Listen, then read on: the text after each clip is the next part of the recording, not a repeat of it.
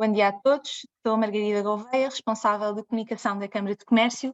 A CCP, em colaboração com a Bruseta, realiza este webinar sobre o novo regime legal que estabelece um inovador tratamento jurídico e fiscal. Com mais de 40 anos de história e um registro de sucesso cimental pelo reconhecimento dos seus clientes nas várias geografias em que se tem posicionado, a Bruseta foca-se em contribuir para a afirmação global da marca através da construção de soluções jurídicas fiáveis e criadoras de valor. Connosco temos o Dr. Gonçalo Castro Ribeiro, sócio da Bruseta Portugal. O webinar será gravado e posteriormente estará disponível no YouTube da CCP. Ao longo da sessão podem colocar as vossas questões no chat. Passo agora a palavra. Obrigada. Muito obrigado, Margarida. Bom dia. Eu estou a sentar em mute, exato. Bem-vindos a todos. Espero que tenham tido um bom fim de semana e vamos então entrar na exposição aqui do tema. Eu relembro que temos um sistema que é, enfim, já um pouco interativo de chat, em que podem ir colocando questões ao longo da apresentação e também, enfim, se houver alguma pergunta que eu faça e que queiram responder, também poderão obviamente utilizar esse meio.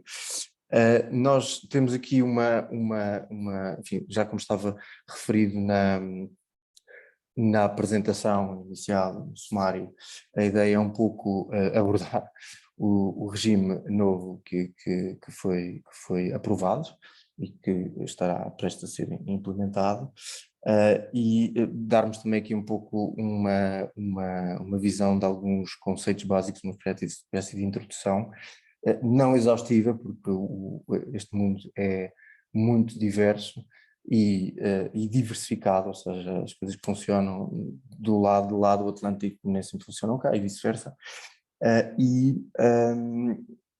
Portanto, eu dividiria aqui em dois momentos, digamos assim, esta apresentação. E se calhar, sem mais delongas, até para me auxiliar aqui na exposição, eu vou começar por partilhar convosco a tela, a apresentação, e agora vou tentar colocar coisa mais assim, pronto, seria mais fácil de percebermos. E estamos, enfim, o tema é este: scale-up, startups, stock options, um pouco mais específica para mais geral, são coisas que não são dentro do mesmo grupo, mas que estão aqui muito relacionadas, tendo em conta a nova legislação. Bom, entrando um pouco, muito rapidamente, com enfim, os planos de stock options ou planos de incentivos, com ações, opções. Há vários tipos de estruturas que são implementadas e, muito sucintamente, enfim, estamos aqui a tentar, no fundo, identificar as vantagens e os objetivos que a implementação deste tipo de planos pretende aportar às empresas. E temos muito esta ideia de o atrair, recompensar, motivar, reter trabalhadores. Há, obviamente, a intenção de uma estratégia de compensação deferida e o alinhamento com objetivos de longo prazo, e é preciso, enfim, se calhar, ter aqui em consideração que, em concreto, o que o plano faz é estabelecer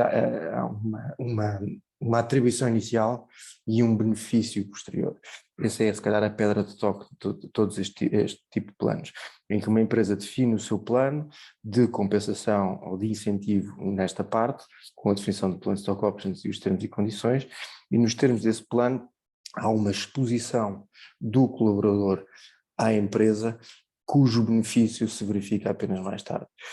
E, como é lógico, isto faz com que, em princípio, isto faça sentido para empresas que veem crescimento, veem potencial de crescimento e pretendem alinhar os seus colaboradores com uma estratégia de longo prazo, que era aquilo que estávamos a definir. No fundo, o plano, como tem este hiato temporal, o trabalhador fica interessado na empresa durante mais tempo, em termos práticos, concretos, e não apenas com as suas obrigações do contrato de trabalho.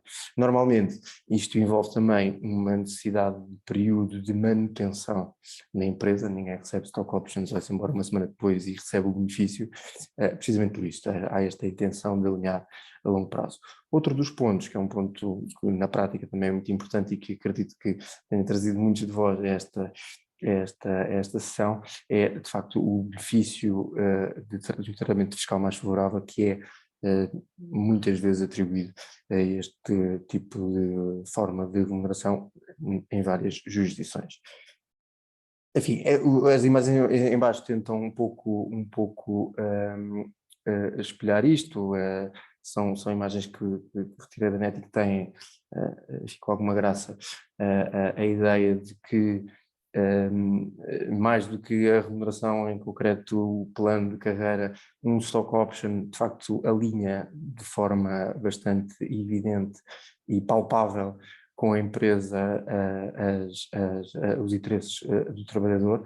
Isso vê-se muito, enfim, o exemplo típico é os Estados Unidos, mas não só, é comum, e da nossa prática nós temos a perfeita noção que mesmo empresas portuguesas que estabelecem planos de remuneração, não são muitas, mas que se esperam virem a ser mais, e que têm já atribuído estes benefícios, atribuído e concretizado, não é? Os benefícios aos trabalhadores, nota-se de facto a concretização destes objetivos de trabalhadores muito mais empenhados, com uma identificação, um sentimento de pertença muito maior e muitas vezes também com uma compensação mais interessante do que de outra forma.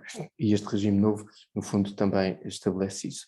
O plano em si, muitas vezes, pode ser mais ou menos complicado, tem aqui situações de strike price. Aqui, por acaso, esta imagem também tem mais a ver com options de bolsa, mas, de qualquer forma,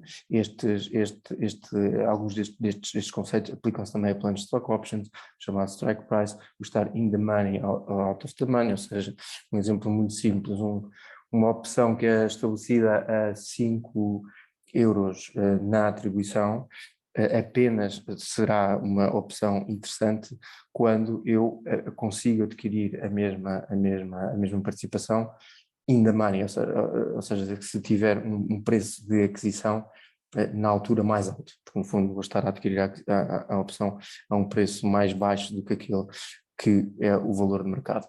Isto acontece normalmente, e como é óbvio, em situações em que a valorização da empresa, quer porque foi para a bolsa, quer porque teve um investimento grande ou uma aquisição grande, a valorização da empresa aumentou substancialmente. Passando aqui a vários tipos de stock options e de forma muito rápida, isto está aqui com um sistema de ir colocando as setinhas, mas acho que é mais fácil colocar todos nisso. Um plano típico de stock options e simples, enfim, mais uma vez, sem tentar esgotar aqui o tipo de situações que existem, é, por exemplo, um plano em que há um momento do granting, em que é a atribuição da opção. Em termos muito simples, o trabalhador recebe um papel maior ou menor em extensão, em que tem as condições todas e do plano de stock options e fica a ter um direito a participar desse plano. O vesting é um pouco quase uma figura medieval, que é no fundo a investidura, ou seja, quando a pessoa está em condições de exercer a opção. Há, por exemplo, condições, como eu estava a referir há pouco, muitas vezes é preciso estar na empresa mais um determinado tempo, mais um ano, mais 2 anos, até ter essa possibilidade. O exercício também acontece a seguir, mais uma vez sujeito a condições. Muitas vezes, por exemplo, um plano de stock options, acredito que temos alguns participantes aqui em startups puras, em que estão já com alguma atividade, mas ainda em fase de desenvolvimento, o exercício, e por vezes até já tem rondas de investimento. O exercício seria tipicamente num exit, não necessariamente, mas tipicamente num exit, em que a valorização, em termos teóricos, acontecerá de forma mais relevante, ou seja, num IPO ou numa venda a terceiros de uma participação relevante ou do conjunto do controle da empresa, e a liquidação, que muitas vezes, não sempre, mas muitas vezes ocorre quase imediatamente a seguir ao exercício, e que tem a ver com a recepção física das ações, dos títulos de capital, ou uma liquidação, chamamos de liquidação física, liquidação meramente financeira, em que se vê o momento, no exemplo que eu tinha dado, 5 euros na atribuição, valeria 6 euros cada uma dessas ações no momento do exercício. A diferença é de 1 euro, haveria um pagamento de 1 euro por cada uma das opções. Enfim, apenas para dar um exemplo, os valores em concreto são negociados, como é evidente, ou determinados de uma forma racional. As operações de desconto, enfim, eu chamo aqui, isto é muito comum nos Estados Unidos, os Employee Share Purchase Plans, em que, no fundo, a situação é muito parecida. Há uma oferta inicial em que estão todos os termos e condições, é aqui a segunda estrutura, e basicamente o que se dá é uma possibilidade de aquisição das ações imediatamente no momento do exercício, mas também com todo o condicionalismo. Mais uma vez, as pessoas, os beneficiários têm de ficar na empresa durante algum tempo, 1 ano, 2 anos, mais.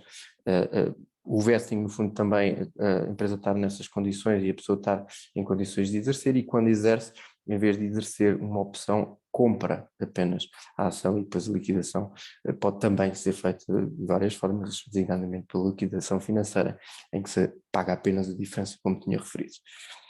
Bom, tentando também falar aqui de outras, muito rapidamente, que são figuras que são muito comuns nos Estados Unidos, mas que são menos comuns na Europa, mas que se vai vendo e que poderá muitas vezes, quer do ponto de vista fiscal, quer do ponto de vista de estrutura e de interesses da própria empresa que estabelece o plano, poderão fazer sentido. Temos os Restricted Stock Units, em que temos uma situação semelhante, mas em que, no fundo, há uma unidade de participação que está, não há meramente a atribuição da opção e a sua relação com o preço, mas a necessidade de determinadas condições específicas serem cumpridas, por exemplo, haver um crescimento do EBITDA de X ou do lucro, enfim, o que se quiser colocar. E no caso dos Restricted Stock Awards, a mesma coisa.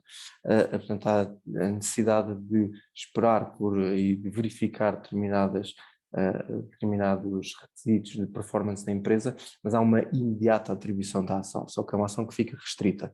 Ou seja, enquanto que em todos os outros planos que tínhamos falado até agora, há tecnicamente um derivado, algo que é um contrato e em que não se atribui imediatamente a ação.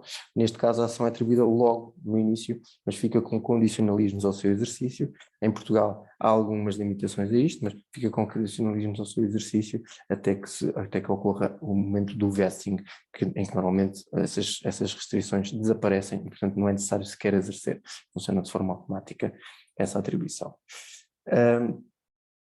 Nos SARs, em que nós temos também aqui uma situação semelhante, em que, no fundo, o exercício vai corresponder apenas à aplicação da diferença. É um Stock Appreciation Right, em que, no fundo, eu tenho um direito apenas à diferença de valor. Mais uma vez o exemplo: 5 euros, portanto, valorizando-se a empresa no momento inicial, distribuindo pelo número de ações existentes e considerando também as opções, imagino eu, a considerar o valor seria 5 euros. No momento 2, o valor passou a 6, seria aqui o momento de exercício, e, portanto, haveria apenas, portanto, não há aqui nenhum direito em qualquer momento à atribuição da ação. Mesmo em situações de insolvência, em que não há nada para distribuir ao trabalhador, tem a opção, no caso de uma opção, pode até ser distribuída a mera opção, né, ou a ação.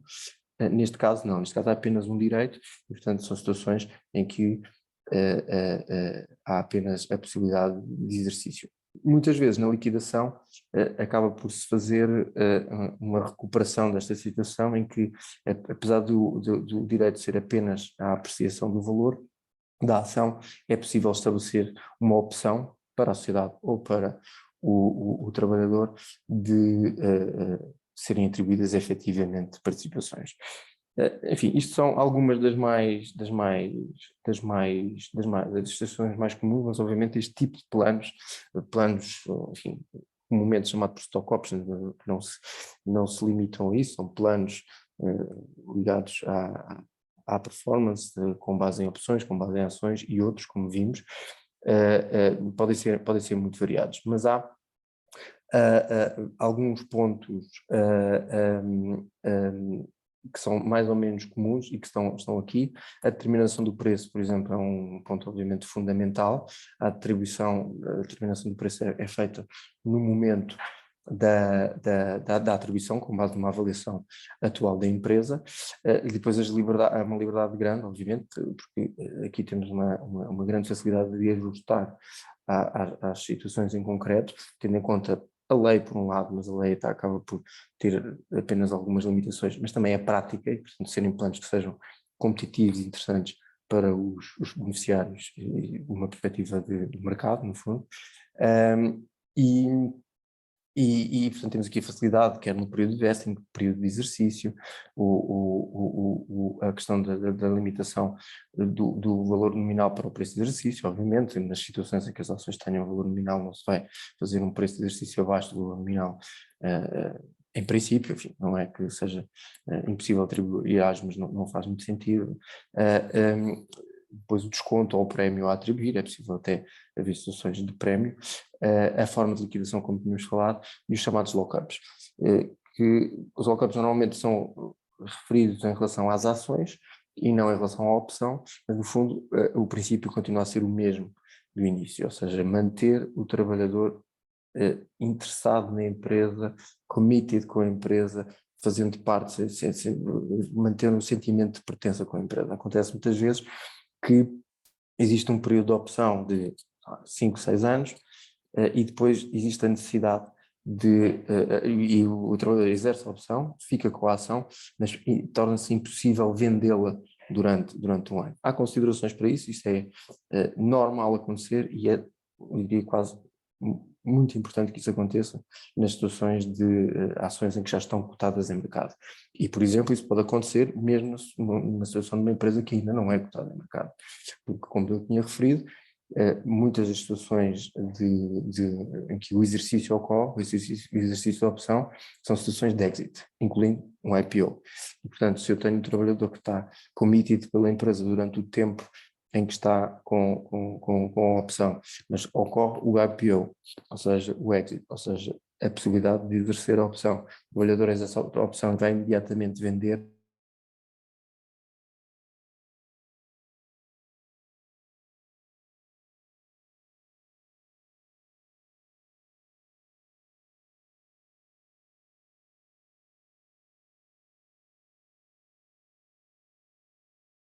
Deixámos de ouvir.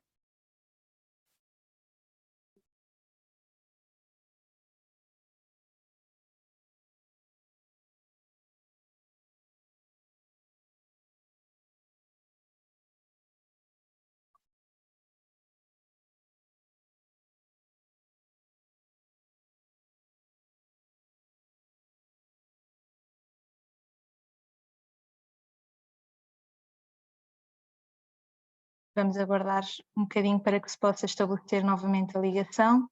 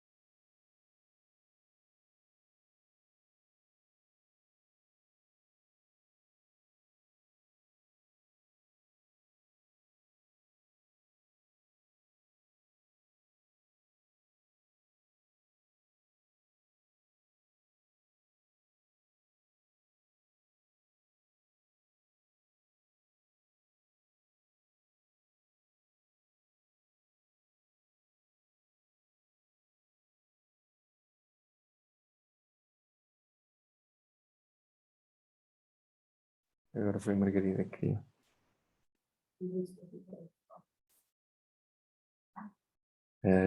Já estou a ouvir. Tá? Sim. Não sei, eu estava a ver que havia aqui mais gente. Não sei se entretanto caíram todos, espero que não. Não, não, não, não. Não, Pronto. todos. Enfim, se virem que alguém caiu e tiver em contacto, agradeço que juntem, porque eu não, pronto, conseguimos agora voltar, espero que não volte a cair. Eu acho que já não estou a partilhar o ecrã. Não, não está. Tá. Deixa-me aqui dar. Eu vou partilhar. Ah não, desapareceu. Já consegue. Já está. Já consigo. Ok. Então, onde está? É isto, já está, não sei. Ainda não.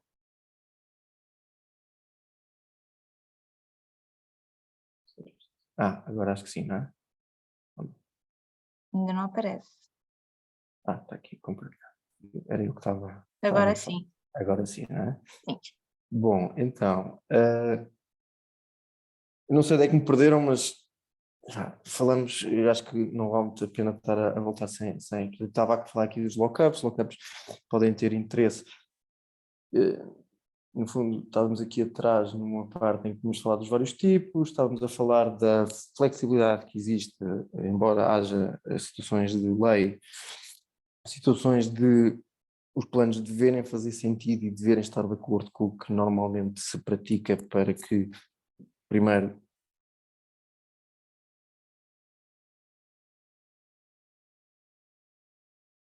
Deixamos novamente de ouvir.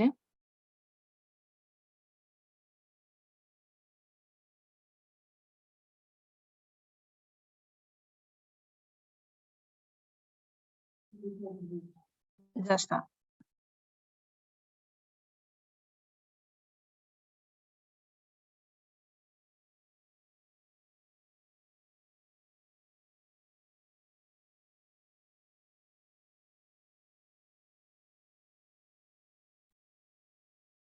isto é Wi-Fi. O hotspot é isto, acho eu, dados móveis e partilha. Já estamos a ouvir novamente. Só não tem a apresentação.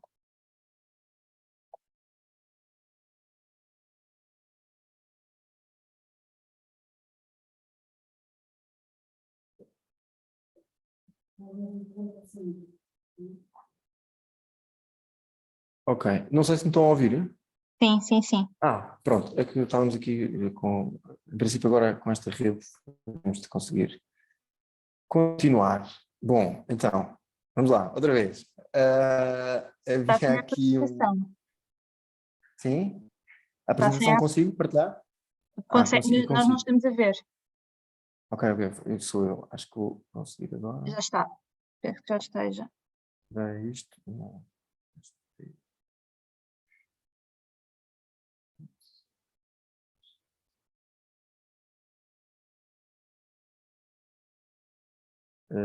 Estão a ver a apresentação? Não. Sim. Sim, sim. Estão a ver, não? Pronto, ok. Pronto. Estava a dizer, muito rapidamente, que há aqui flexibilidade para estabelecer as condições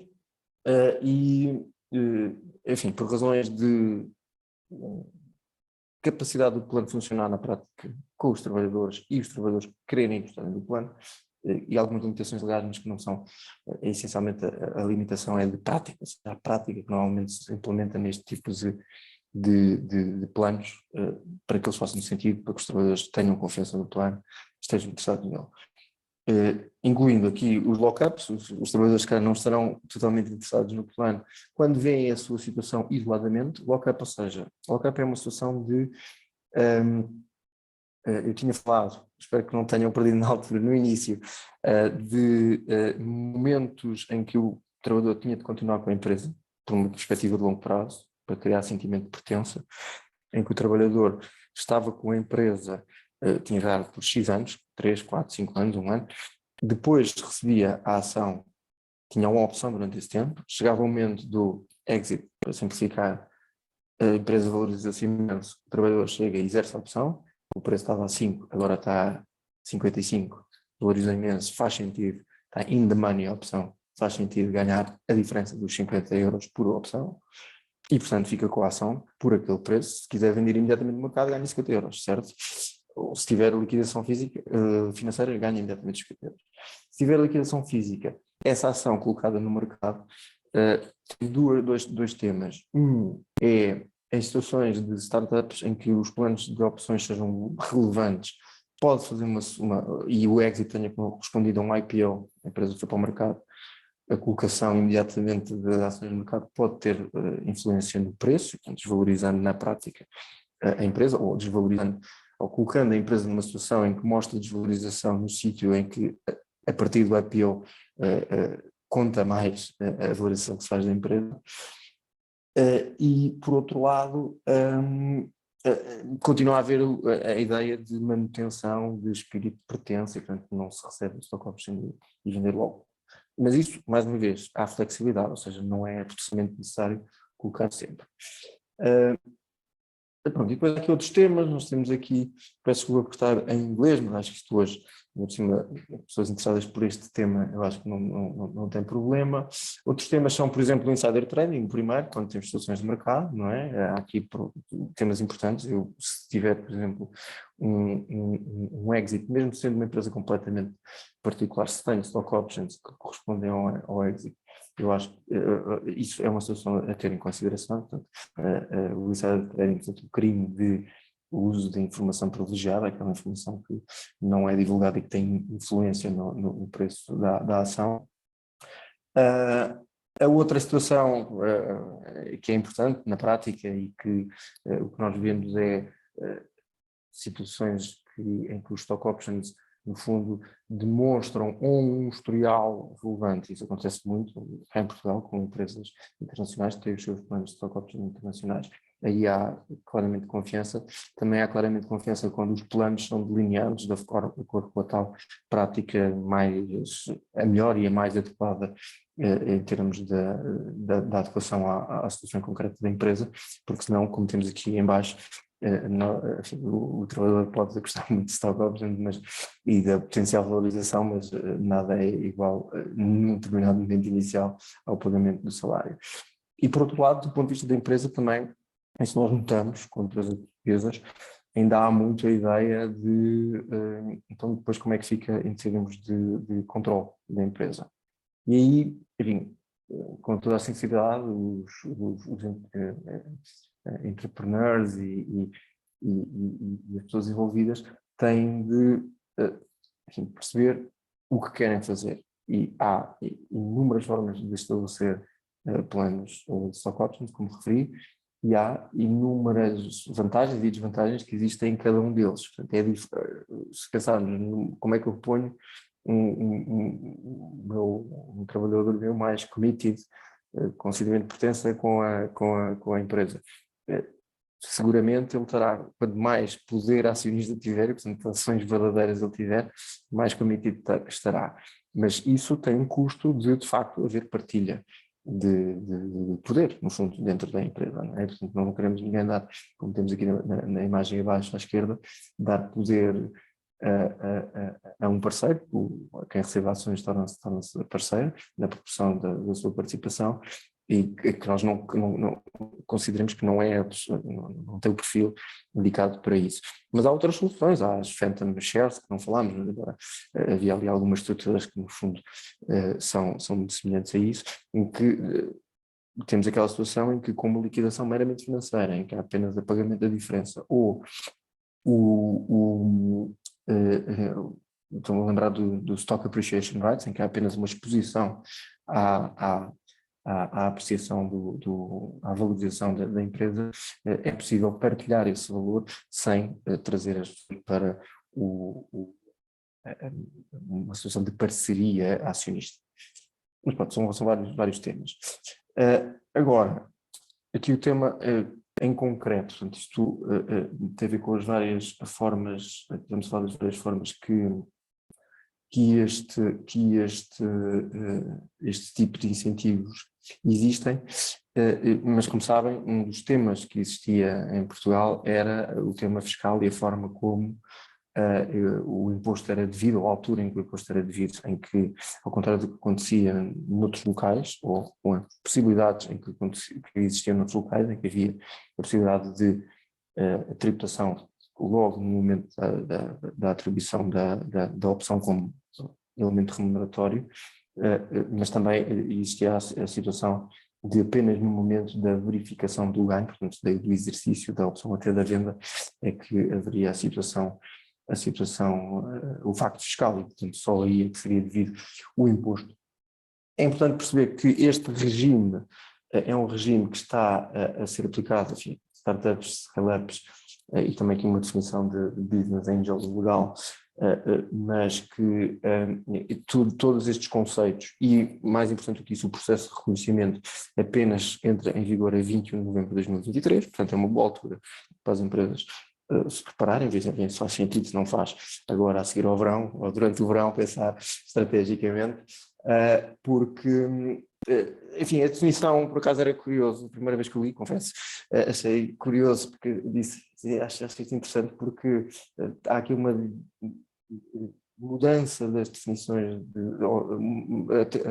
a criação de novas definições de empresas, mas havia outras situações que são já as PMEs, por exemplo, em que, como não fazem parte das definições, parecia que podiam implementar desde já. Mas como o próprio processo de reconhecimento está aqui em causa, na prática isto vai ser muito mais importante a partir de 21 de novembro de 2023. Por outro lado, existe aqui também uma norma transitória fiscal que é interessante, que é dar às empresas até 26 de maio de 2024 para serem reconhecidas como startups, para efeitos desta disposição, mas abrangendo planos que tenham sido aprovados até 31 de dezembro de 2022.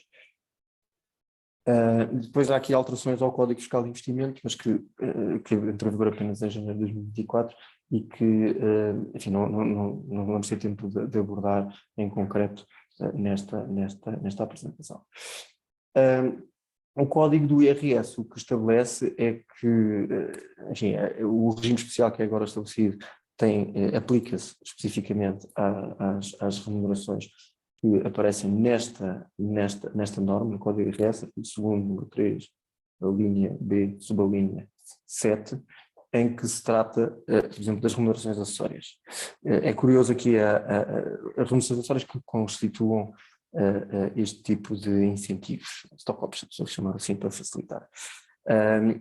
Designadamente, diz aqui o artigo, os ganhos derivados de planos de opções, subscrição, atribuição ou efeito equivalente. E, portanto, eu considero que é preciso ver, caso a caso, o tipo de plano, ver se está integrado aqui nesta norma e depois também na norma do novo diploma, mas é uma definição ampla, portanto, em princípio, há a possibilidade de incluir aqui muitas coisas, mesmo as situações em que não há propriamente ações, porque está aí sublinhado na segunda linha do segundo parágrafo que, quando refere ainda que de natureza ideal, portanto estamos a falar aqui de situações em que mesmo sem atribuição de uma ação após ou no final do plano da execução do plano de stock option, isto pode aqui estar incluído.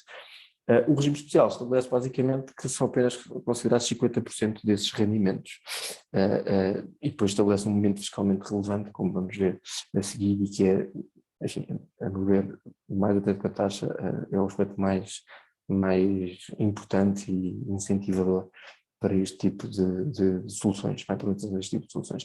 50%, ou seja, estamos a falar de ações, se for estabelecido com a remuneração em ações e ocorrer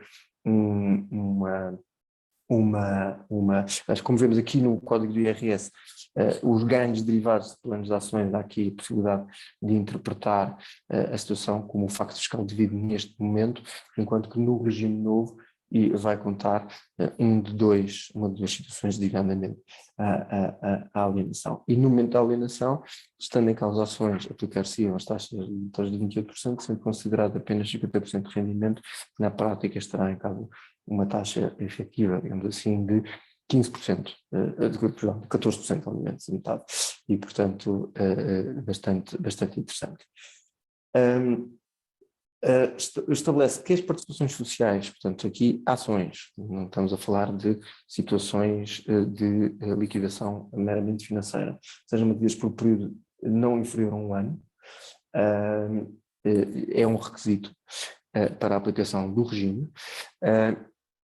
É curioso, e acho que é algo que pode ser discutido, é se isto é aplicável à totalidade das participações, porque, por exemplo, na nossa experiência em planos parecidos, quer internacionais, quer puramente portugueses, isto causa aqui um pouco, ou seja, a pessoa recebe uma participação relevante, e isto acontece, acho eu, algumas vezes, porque uma pessoa que está a trabalhar com uma startup recebeu uma quantidade interessante de opções, ou enfim, uma forma de remuneração que entrasse nesta situação, tem de manter por um ano, aliena no momento da alienação e não obstante pode existir aqui situações de necessidade de pagamento de imposto e, portanto, a necessidade de manter por um ano sem a possibilidade de haver uma alienação, por exemplo, para efeitos de pagamento de imposto, eu acho que foi ponderado, mas foi ponderado no sentido em que, como o momento que agora fiscalmente releva é o momento apenas da alienação, o problema que existia muitas vezes com os planos de opções, que era, eu recebia as opções, ficava logo a ver o imposto e ainda não tinha recebido nada, não é? Isso era bastante relevante. E aqui, neste caso, eu julgo que se tentou endereçar um pouco esse tema. O momento da alienação das participações, vamos aqui ser um pouco mais rápidos, tem a ver como disse, portanto, a diferença entre o valor da realização e o preço de exercício, sendo que o preço de exercício depois terá custos incluídos, porque às vezes as opções também têm um custo, há outros custos que estão aqui em causa, considerando uma participação, uma taxa prática, uma tributação, uma taxa prática de 14%. Havendo uma perda de qualidade residente, e isso é outro das situações, e é, tanto quanto é de um conhecimento específico desta legislação, embora no estrangeiro também existam situações um pouco parecidas entre os Estados norte-americanos, que é, havendo uma perda de qualidade de residente, há mais uma vez uma situação em que não há um preço de exercício, mas há um valor de mercado no momento da perda da qualidade de residente, e o imposto é devido aí. Portanto, a diferença entre o valor de realização e o preço de exercício com os tais custos e o valor de mercado no momento da perda de residência.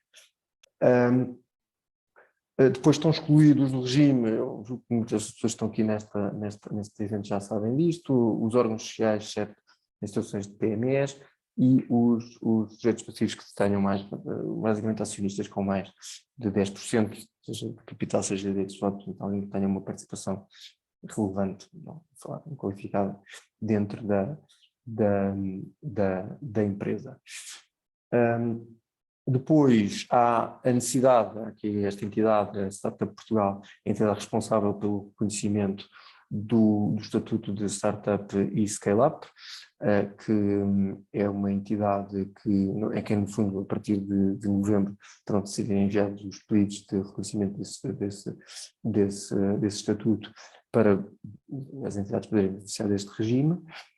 As entidades que beneficiam deste regime, como eu tinha referido, são startups, já vamos ver o conceito, que é um conceito agora introduzido, as PMEs, de acordo com a norma comunitária, a norma portuguesa que faz referência à norma comunitária, ou as empresas de pequena e média capitalização, as small mid caps, de acordo com este critério do Decreto-Lei 362/2007. Portanto, estando aqui excluídas as mid caps até 3.000 trabalhadores, acho que é um ponto que, enfim, se quiserem usar o chat para comentar, acho que é bem-vindo. E depois, a terceira situação das entidades com um investimento em inovações de investigação e desenvolvimento, ou em patentes, ou em desenhos, ou modelos industriais, ou programas de software de computador, com pelo menos 10%. Já vamos ver depois aqui quanto às startups, se é apenas nessas situações ou não. Entrando também muito rapidamente aqui nos requisitos, há requisitos específicos, portanto a lei reconhece 3 situações, enfim, novas, pelo menos neste âmbito, ou seja, um conceito de startup, um conceito de scale-up e um conceito de business angel. O business angel não é aqui envolvido, mas é relevante para efeitos aqui de um dos critérios, como nós vamos ver aqui até neste slide. Portanto, requisitos específicos está aqui, portanto, uma atividade por um período inferior a 10 anos, menos de 250 trabalhadores e menos de 50 milhões de euros de volume de negócios anual. Depois existem requisitos comuns, que são comuns não só a estas entidades, mas a entidades que não vão qualificar imediatamente para o regime. Ou seja, para além destes requisitos, uma entidade que quer ser reconhecida como startup tem de não estar relacionada com uma grande empresa, ou seja, não ser participada, não ter acordos de voto em que na prática uma grande empresa é uma empresa que domina. Todas as instituições estarão excepcionadas, não pode ser uma subsidiária de uma empresa que não configure como startup ou scale-up. A localização em Portugal, do ponto de vista prático, incluindo com 25 trabalhadores, se a sede ou o estabelecimento está ou não for em Portugal, tendo 25 trabalhadores já poderá ser considerado este requisito. E depois tem que cumprir uma de 3 condições que estão aí, que é ser uma empresa inovadora com elevado potencial de crescimento nos termos da portaria 195 de 2018, ou ser reconhecido como tal pela Agência Nacional de Inovação.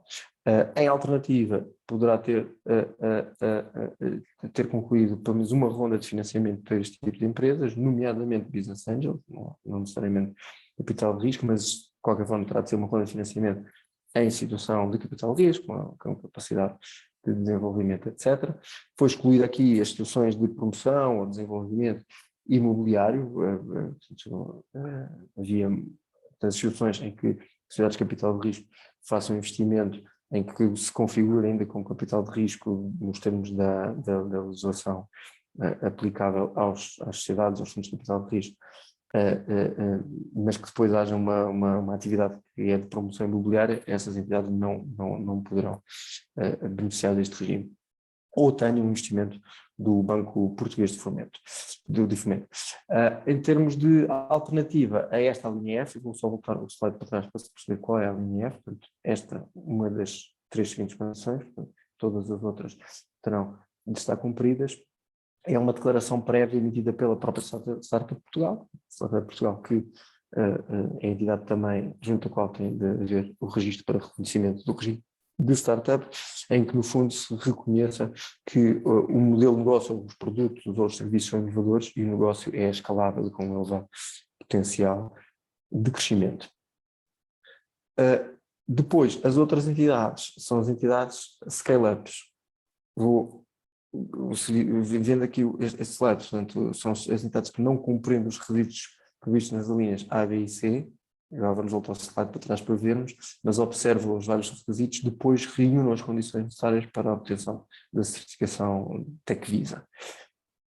Portanto, as 3 condições são aquelas condições que, julgo eu, algumas entidades, já podemos ver isso, veremos isso ainda a seguir, estarão ali no limite, serão entidades que poderão ter ou mais de 250 trabalhadores, ou já estão numa situação quase de growth e, portanto, já têm um volume de negócios interessante, e depois até cumpririam as outras situações todas, têm, por exemplo, uma fonte de financiamento, enfim, têm mais de 25 trabalhadores em Portugal, são totalmente independentes, não estão relacionadas com outras empresas.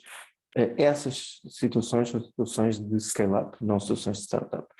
Portanto, é preciso cumprir os tais requisitos, portanto, menos aqueles iniciais dos 250 trabalhadores, 50 milhões de euros, e o outro é a atividade, já poderem estarem ativas por mais de 10 anos. Depois é necessário terem também, portanto, observando todos os outros, como tínhamos falado, e depois ter uma certificação Tecvisa desta portaria, e que é, enfim, uma certificação que, não sendo fácil de obter, se formos ver os requisitos em concreto, enfim, não há aqui requisitos semelhantes a este, ou seja, não há requisitos de um determinado número de trabalhadores ou de negócios. Portanto, há necessidade, são critérios mais abertos, é verdade, mas são critérios que são, enfim, deveriam ser aferidos caso a caso, porque é eventualmente possível que empresas que até tenham interesse em ter pessoas com o Tech Visa, o Tech Visa é uma espécie de Golden Visa, não tem aqui questões de investimento diretamente, mas são pessoas que cumpram com os requisitos enfim, são requisitos gerais, de não terem um registro criminal limpo, etc., mas depois que cumpram requisitos que são muito, enfim, gerais, com exceção de ter uma qualificação mínima de nível 6 do ISCED 2011 ou de nível 5 em determinadas circunstâncias. Não é a coisa mais evidente do mundo, que seja fácil de obter, mas tendo em consideração o tipo de empresas que poderão ter uma capacidade de crescimento interessante para se aplicar este regime, poderá eventualmente ser uma abertura que aqui existe para este tipo de entidades. E depois os business angels têm aqui as definições. Um business angel, por definição, enfim, genérica, é uma pessoa individual, mas uma pessoa coletiva controlada por um business angel individual. Por um business angel individual também estará nestas condições. Portanto, são aquelas entidades que podem fazer, não sendo entidades de capital de risco, diretamente, ou, enfim, sociedades de capital de risco ou fundos de capital de risco, podem ter a possibilidade de, com a sua contribuição, colocar as startups numa situação em que podem beneficiar deste regime. Depois, enfim, só aqui para dar algum valor, este primeiro quadro, enfim, muitos de nós também seguramente têm aqui estes dados. Isto é uma informação de 2021 que tem a fonte, em que estamos aqui a falar de avaliações muito grandes. Portanto, aqueles meus exemplos provavelmente são exemplos, enfim, são meramente para efeitos de exposição, porque muitas vezes a avaliação é muito superior àquilo que eu referi. E depois algo que está no site Portugal Digital e que eu acho que é interessante é ver aqui que startups, portanto, temos aqui as várias fases, enfim, a classificação de fases do processo deste tipo de empresas de alto potencial de desenvolvimento, desde o seed stage ao startup, ao growth e ao steady stage, e em Portugal nós vemos que estamos mais ou menos com a média da Europa, mas há muitas entidades aqui nesta parte do startup.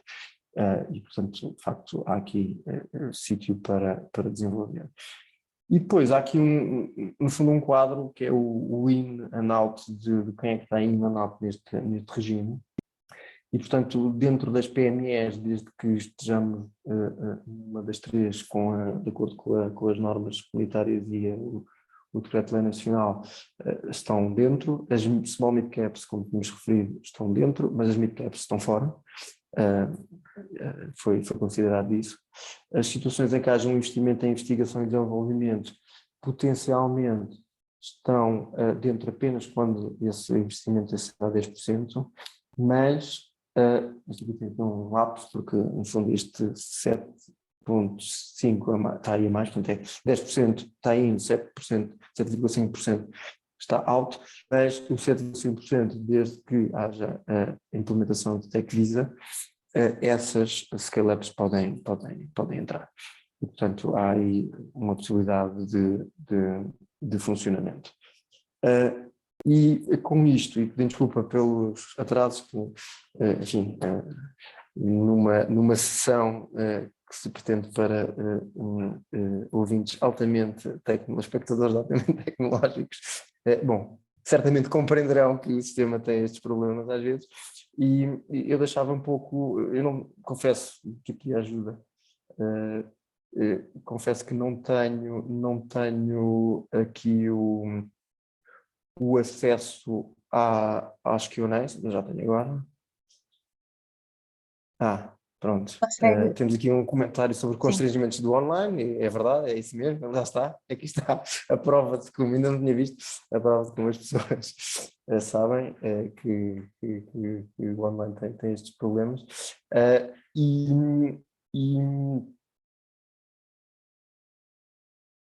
Pronto, e aqui uma pergunta quanto à possibilidade das startups constituídas anteriormente e registradas na Startup Portugal terem acesso automático. Automático, ou seja, não é necessário fazer, enfim, ou seja, o registro, eu confesso que não sei se a Startup Portugal tem vários registros para outras, eu julgo que sim, e portanto é necessário registrar para efeitos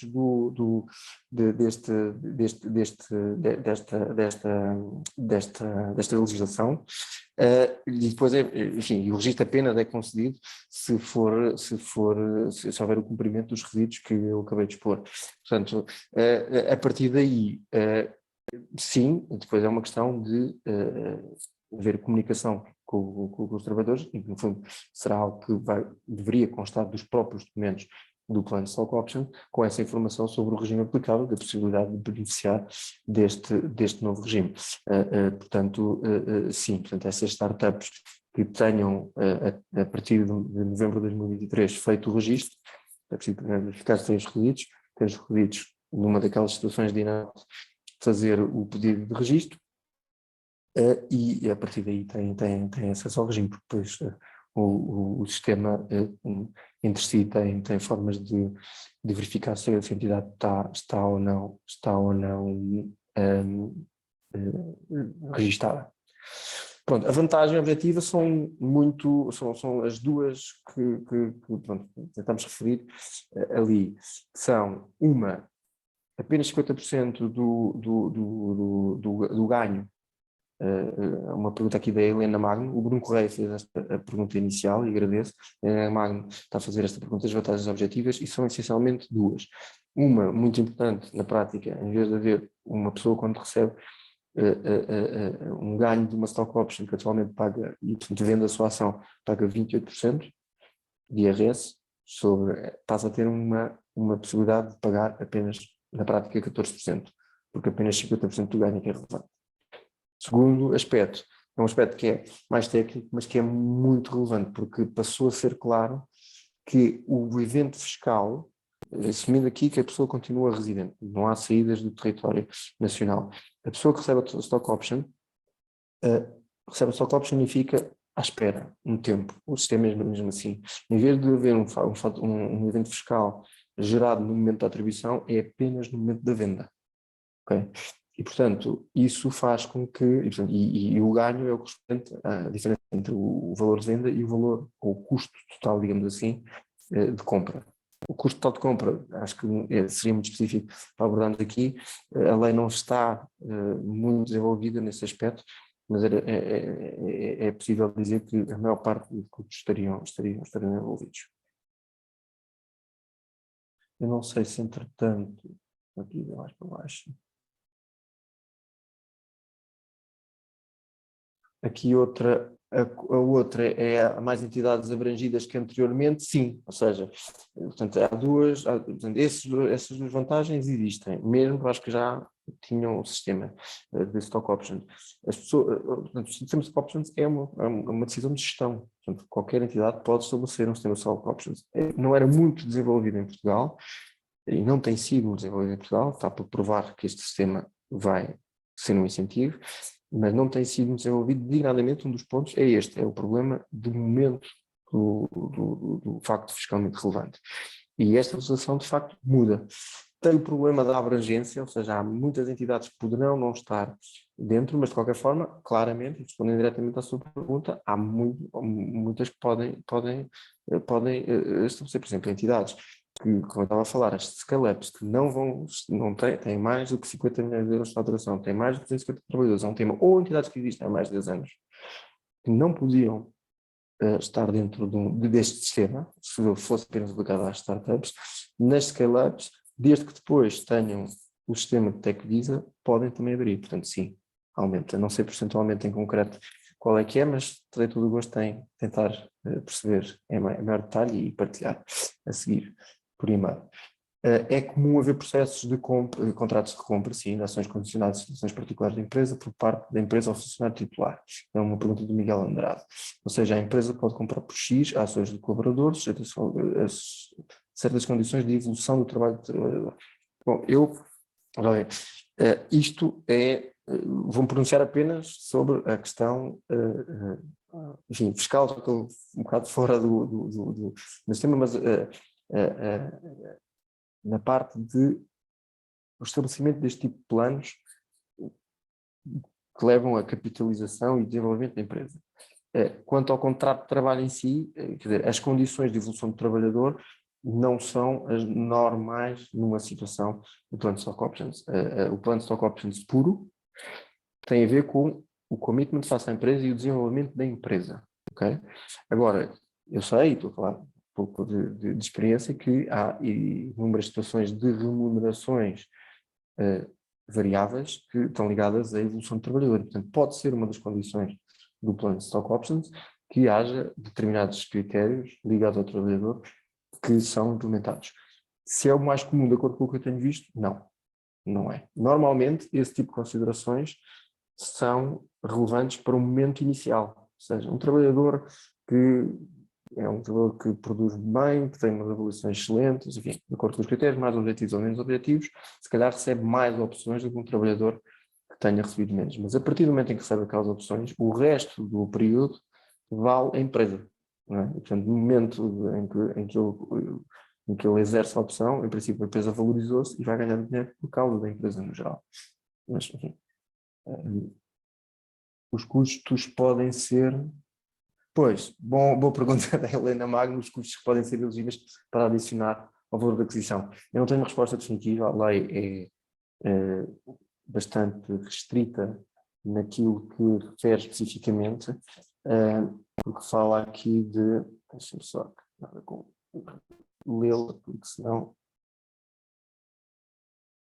Portanto, a alienação é sendo apurados pela diferença positiva entre o valor de realização, de venda, não é?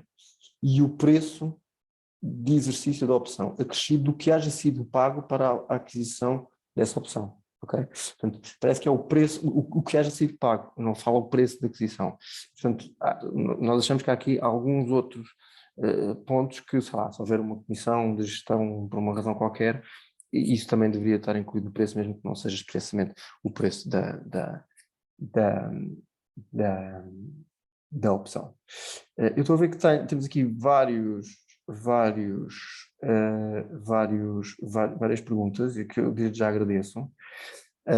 Eu acho que foi no momento em que nós parámos, as pessoas começaram a pensar o que é que poderia estar aqui em causa e obviamente eu acho que estamos aqui, eu não sei se isto vai cair automaticamente, espero que não, a Margarida, Não cai, mas não cai. Nós é que pronto, fechamos. pronto, exato. Nós, se calhar da próxima vez temos que pôr aqui eu achava que era muito tempo, mas pelo visto acabou por não ser tempo em demasia. Mas, enfim, qualquer tema que tenham aqui em concreto, tenho todo o gosto, obviamente, em tentar ajudar, porque isto é relativamente novo, obviamente há aqui um know-how, uma experiência acumulada neste tipo de situações, não só da minha parte, da minha equipa, em termos fiscais, em termos laborais.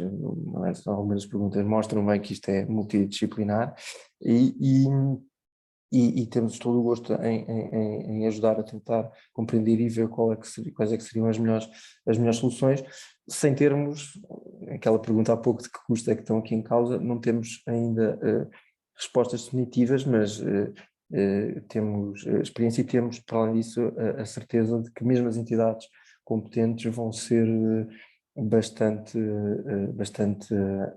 abertas a ajudar a perceber em concreto o que está em causa e como é que se pode implementar nos pequenos pontos em que possam subsistir dúvidas. Nós consideramos que esta alteração não vai servir, eu confesso que preferia uma coisa mais abrangente, acho que poderia ser mais abrangente, mas não obstante, há de facto aqui uma solução nova que vai mais em linha com o que é a melhor prática do mercado nesta área a nível internacional e portanto temos alguma expectativa sobre como é que isto vai correr. E queria agradecer a todos, mais uma vez pedindo desculpa aqui pela interrupção, e estamos obviamente disponíveis para repetir o que não tenham ouvido eventualmente, ou esclarecer qualquer dúvida adicional. Obrigado. Muito obrigada pelo excelente contributo e também a todos os participantes e pela interação. Volto a relembrar que a gravação estará disponível no YouTube da CCIP para quem queira rever ou não tenha tido a oportunidade de assistir ao webinar desde o início. Muito obrigada. Bom dia. Obrigado.